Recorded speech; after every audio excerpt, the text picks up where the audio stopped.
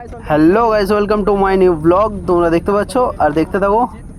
তাহলে কেমন গাইস, চলে এলাম দুবরাজপুর ঘাট, যেটা যাচ্ছে মেজিয়া রাস্তায় পড়ছে। মেজিয়া রাস্তার সাইডে দুবরাজপুর, সেই ঘাটে আজকে বালি লোড হবে।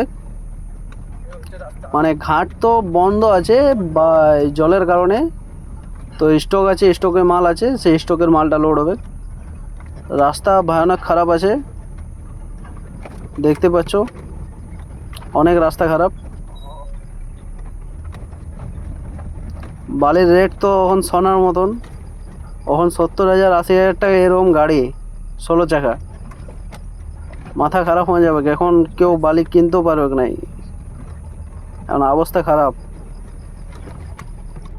অনেক রাত হয়ে গেছে, মালটা কোথায় স্টক আছে, কোথায় লোড হবে, চলো তোমাদেরকে দেখাচ্ছি। চলো, কেমন চলে এলাম যেখানে বালি লোড হবে। এখানে প্রচুর বালি স্টক ছিল, মাল যত লোড হয়ে যাচ্ছে তত শেষ হয়ে যাচ্ছে। আবার এখানে মালটা শেষ হবে, তাকে নদীতে জলটা শেষ হয়ে যাবে, নদী থেকে বালি লোড হবে। তারপর এই রাস্তা সিঙ্গেল রাস্তা, এখানে গাড়ি ঘোরাবার জায়গা নেই। এখান থেকে আবার 2 কিলোমিটার যেতে হবে গাড়ি ঘোরাতে।